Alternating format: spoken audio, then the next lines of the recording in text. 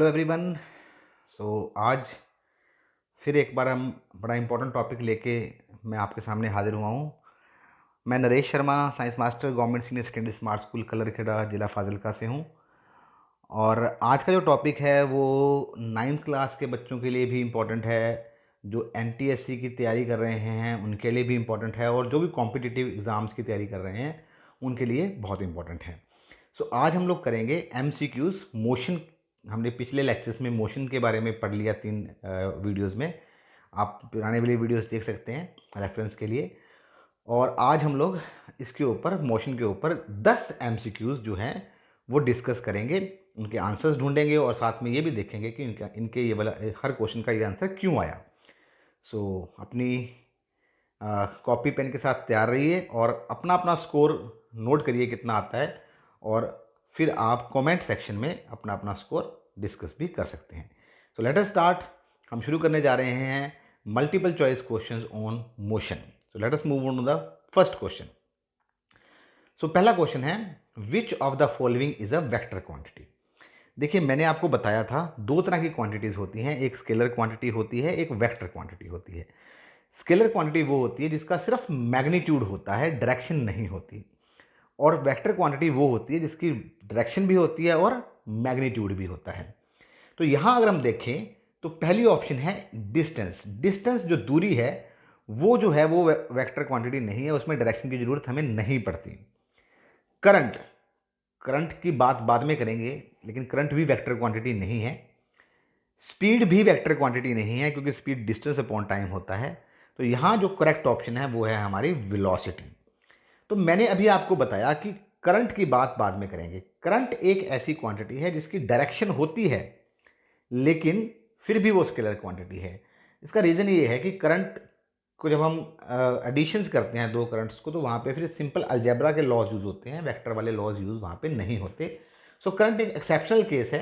यहाँ पे जो आंसर आएगा वो आंसर आएगा वेलोसिटी, क्योंकि वेलोसिटी जो होती है वो डिस्टेंस अपॉन टाइम होती है। इनमें से कौन सी वेक्टर क्वांटिटी है? Velocity is the vector quantity. Let us move on to the next question. बड़ा इंटरेस्टिंग क्वेश्चन है जी, बहुत इंटरेस्टिंग क्वेश्चन है। कहता है दो बॉल्स हैं मेरे पास, एक हैवी है और एक हल्की है। दोनों को हमने सेम हाइट से ड्रॉप किया है। बताइए ग्राउंड पे पहले कौन पहुंचेगी, कौन सी बॉल पहले पहुंचेगी।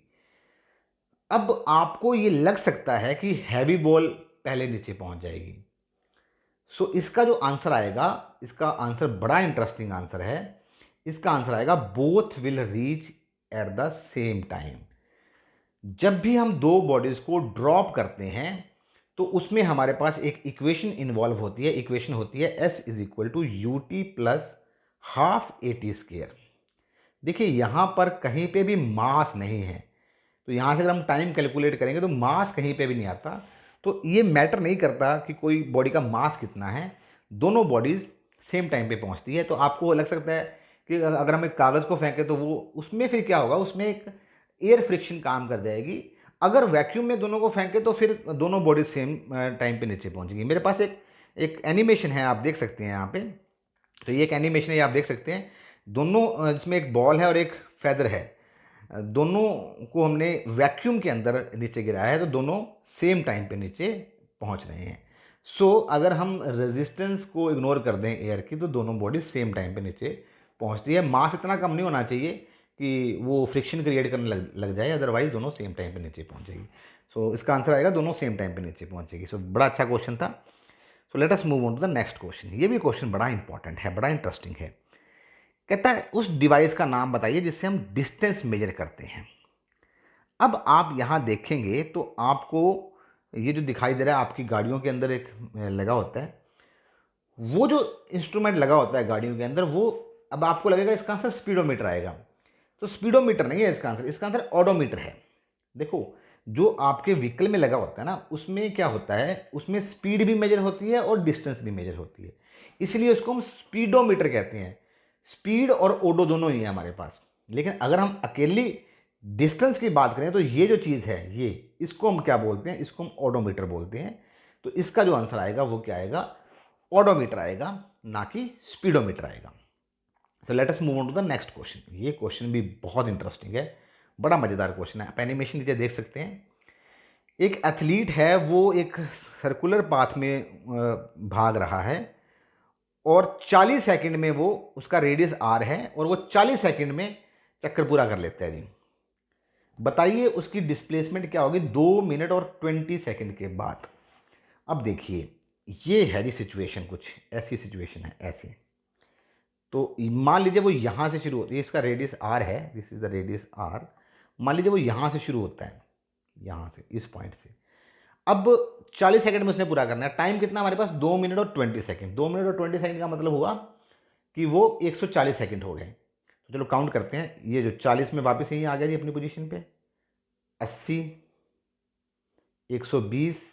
तो 120 सेकंड बाद वो अपने इनिशियल पॉइंट पे है और ये आ गया जी 140 सेकंड। यहाँ पर, यहाँ पहुँच गया वो इस पॉइंट के ऊपर। तो डिस्प्लेसमेंट क्या थी, इस पॉइंट के बीच में, ये वाले पॉइंट के बीच में और ये वाले पॉइंट के बीच में शॉर्टेस्ट डिस्टेंस तो ये है। तो ये कितनी होगी, are plus are.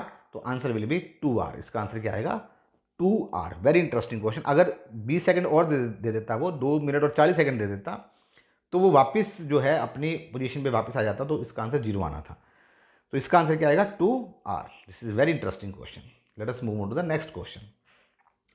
What does the slope of distance time graph represent. मैंने पिछले लेक्चर में बताया था स्लोप क्या होती है, समझ लीजिए स्लोप क्या होती है। स्लोप के बारे में बता दूं मैं आपको। ये जो लाइन है, स्ट्रेट लाइन, इसमें कोई भी 2 पॉइंट ले लीजिए, टेक एनी 2 पॉइंट, जहां मन करे आपका। ये 2 पॉइंट ले लिए मैंने, तो इसको ज्वाइन कर दीजिए, इसको ज्वाइन कर दीजिए। तो ये जो this y axis divided by x axis, ये स्लोप होती है। और डिस्टेंस टाइम ग्राफ की स्लोप हमेशा किसको रिप्रेजेंट करती है, स्पीड को रिप्रेजेंट करती है। तो यहाँ पे आंसर क्या आएगा, स्पीड। अगर इस क्वेश्चन में हम लोग ये देखें कि स्पीड है कितनी, तो ये डिस्टेंस कितनी है हमारे पास, ये कितना है हमारे पास, ये 40 मीटर है। और ये दूरी कितनी है हमारी, टाइम कितना है, 20 सेकंड है। तो 40/20, तो इसका आंसर आना था 2 मीटर पर सेकंड। तो इसका अगर स्पीड निकालनी होती तो इसका आंसर 2 मीटर पर सेकंड आना था हमारे पास। So let us move on to the next question. अब हम नेक्स्ट क्वेश्चन की तरफ मूव करते हैं। Let us move on to the next question. दोबारा से प्रेजेंटेशन चला लें हम लोग। Okay, let us move on to the next question. अगले क्वेश्चन की तरफ बढ़ते हैं हम लोग। Question number 6। This is also very interesting question. Convert 72 kilometre into centimetre per second. 72 kilometre per our, इसको सेंटीमीटर। अब देखो ये कितना बन गया, 72,000 मीटर बन गया ना। और 1 मीटर में 100 सेंटीमीटर होते हैं, तो 2 जीरो और लगा लेते हैं हम लोग। Okay, divided by r. अब आर में कितने सेकंड होते हैं, 3600 सेकंड होते हैं, है ना। तो ये कर दे कैंसिल जी, 36 दूना 72, तो ये बन गया 2000। तो answer is 2000 centimetre per second. इसका आंसर आएगा ये 2000 centimetre per second. So this is a very interesting question. ये क्वेश्चन चलते हैं जी, क्वेश्चन नंबर 7। कहता है जी, a ball is thrown straight up, what will be the velocity at its top. जब हम एक बॉडी को ऊपर फेंकते हैं ऐसे, है ना, तो उसकी स्पीड होती है, वो कम होती जाती है, कम होती जाती है, कम होती, बिल्कुल टॉप पे जाके वो रुक जाती है। रुकने के बाद ही नीचे आएगी ना। तो टॉप पोजीशन पे उसने, बिल्कुल टॉप पे उसने वेलोसिटी पूछी है, तो टॉप पे तो उसकी वेलोसिटी जीरो होगी, डेफिनेटली जीरो होगी। तो इसका मतलब जब भी एक बॉडी को आप नीचे से ऊपर फेंकोगे, तो जो हाईएस्ट पॉइंट पे जब वो जाएगी, तो उसकी जो वेलोसिटी होने वाली है वो जीरो होने वाली है। This is also a very interesting question. ये भी इंटरेस्टिंग क्वेश्चन है। आगे बढ़ते हैं। कहते हैं जी, what does the following graph shows. ये ग्राफ ना रखा है जो उसने, इधर पोजीशन दे रखी है, इधर टाइम दे रखा है। अब देखिए टाइम तो बढ़ रहा है, लेकिन ये लाइन ऐसी स्ट्रेट लाइन है, इसका मतलब उसकी पोजीशन चेंज नहीं हो रही, तो वहीं पड़ी है जहाँ जहाँ थी, मतलब टाइम बढ़ रहा है। अब आप इमेजिन करो कि एक बुक पड़ी है, टाइम तो बढ़ रहा है, बुक वहीं पड़ी है, आपसे उतनी दूरी पे पड़ी है। तो ये ग्राफ दरअसल में क्या रिप्रेजेंट कर रहा है, बॉडी एट रेस्ट को रिप्रेजेंट कर रहा है। तो इसका जो आंसर आएगा वो आएगा body at rest. This is also very interesting question. तो एक क्वेश्चन और आ गया जी हमारे पास। If you are travelling with a velocity of 25 metre per second, आपको वेलोसिटी दे रखी है 25 मीटर पर सेकेंड, तो बताइए कि 700 मीटर की दूरी तय करने में कितना टाइम लगेगा। नीचे एनिमेशन में देखिए, आप यात्रा पे जा रहे हैं, है ना। तो स्पीड का जो फार्मूला होता है जी, वो होता है, या वेलोसिटी का फार्मूला, डिस्टेंस अपॉन टाइम। उसने टाइम पूछा है आपसे, तो time is distance upon speed. तो डिस्टेंस है जी हमारी 700, और स्पीड है जी हमारी 25। तो करो इसको जी, ये बन जाएगा। अब 5 के टेबल पे काटते हैं इसको पहले। 5 5 ज़ार 25, 5 1 ज़ार 5, 140, तो 28 आएगा जी इसका आंसर। 28 से 28 सेकंड लगेंगे जी हमें इसको। तो फॉर्मूला आपको डिस्टेंस अपॉन टाइम यूज़ करना है जी। So let us move on to the next question. Last question पे मूव करते हैं जी। 1 किलोमीटर पर आवर कितने मीटर पर सेकंड के बराबर होता है? आप इस चीज़ को याद रखिए इस क्वेश्चन के साथ। जब भी आपने किलोमीटर पर आवर को मीटर पर सेकंड में बदलना है तो आपको 5/18 से मल्टीप्लाई करना है। और अगर उल्टा है, अगर आपने मीटर पर सेकंड को किलोमीटर पर आवर में बदलना है तो 18/5 से मल्टीप्लाई करना है। अब उसने क्या पूछा है? उसने पूछा है किलोमीटर को मीटर पर सेकंड में कन्वर्ट करना है। तो इसका आंसर डेफिनेटली क्या आने वाला है? 5/18। सो इसका आंसर 5/18 आने वाला है। So these are the some questions. I think, I hope आप लोगों को ये क्वेश्चंस अच्छे लगे होंगे। 10 क्वेश्चंस हमने कर लिए हैं। कल हम 10 क्वेश्चंस मोशन पे और करेंगे और फिर 10 क्वेश्चंस और करेंगे। हम 3-4 सीरीज अभी एमसीक्यूज की इसके ऊपर करेंगे ताकि इस टॉपिक के बारे में आपको प्रॉपर जानकारी मिल जाए।